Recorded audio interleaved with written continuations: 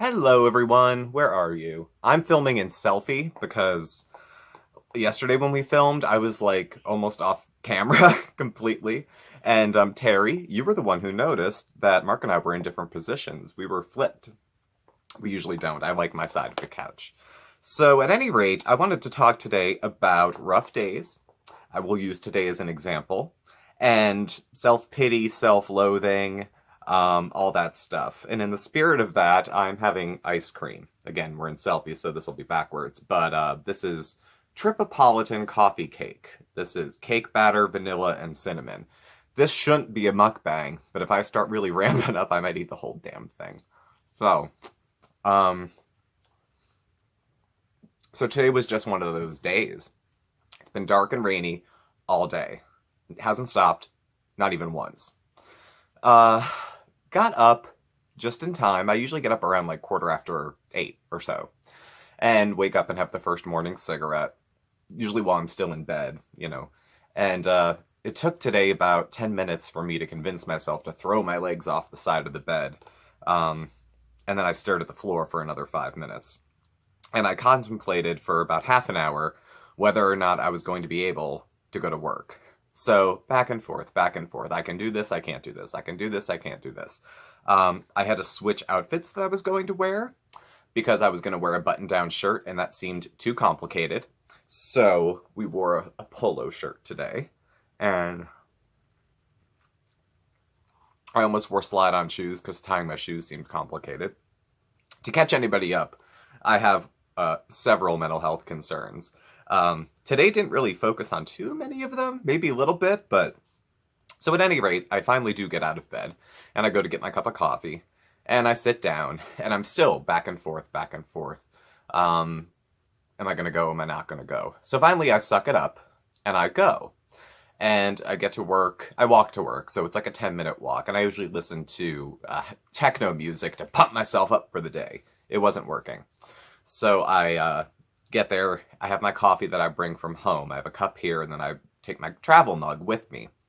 And I'm at my desk, and I'm sitting there, and I'm going back and forth between, God, I don't want to be here. God, I'm so proud of myself for making it here. God, I'm such a baby. Other people get to go to work and don't have to talk themselves into it. There's nothing to be proud of about doing something everybody else does normally. God, you're such a freak. So these are spinning on a loop at the moment. So I sit there with my head in my hands for probably 10 minutes or so, sipping my coffee. And I start to have what happens to me sometimes. There's a word for it. It starts with an H.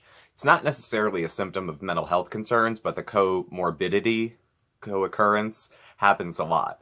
I start to hear things all at the same volume. So I was at my desk, and I hear me clicking my mouse. I hear the woman in the catty corner office, which is probably 15 to 20 feet away, clicking her mouse. I hear the rain hitting the window. I hear the woman across my office on the phone. I hear a couple people way across the building talking to each other. And all these sounds seem to be at the same volume. So I'm driven completely to distraction. This had happened last night when I was talking to Mark. And at a certain point, he had just said, I'm having a hard time talking to you. I'm just going to go. And he went to do the laundry. So that was going on. Eventually, God, this is good. It's hitting the spot.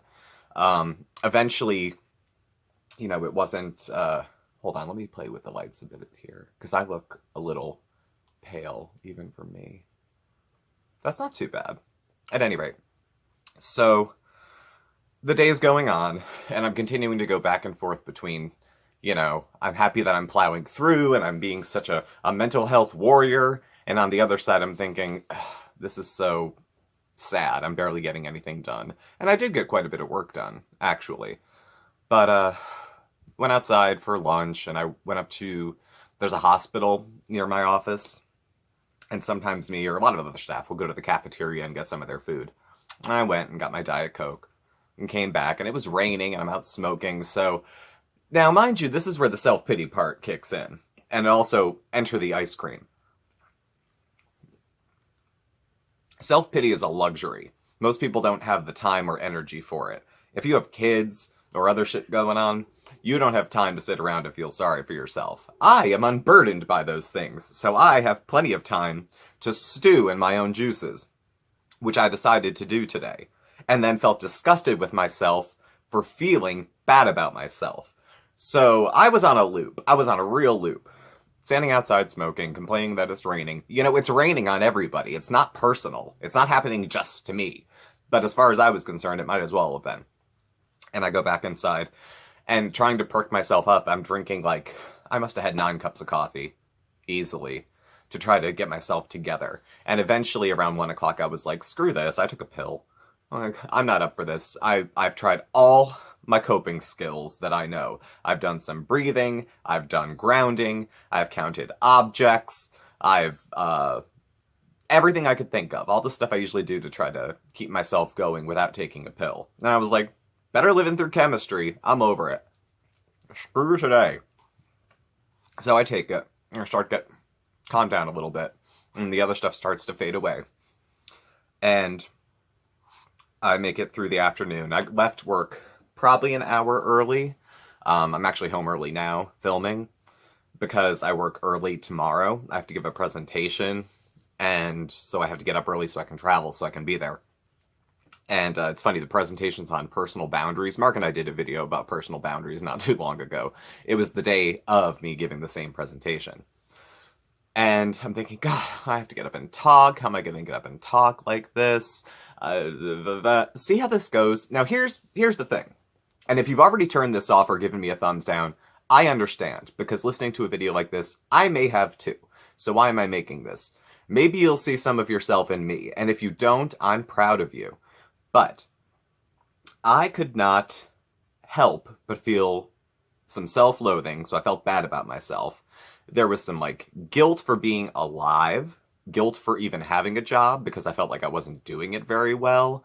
I came home and thought, I'll comfort myself, I'll have a little bit of ice cream. Literally, I've had a spoonful and a half, and I feel like, well, my diet's blown today, might as well go eat the leftover pizza we had last night, which was fantastic, by the way. It was so good.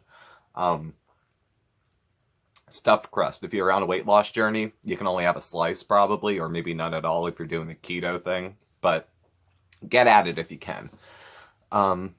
Just unproductive. I just felt like I wasn't doing enough at all.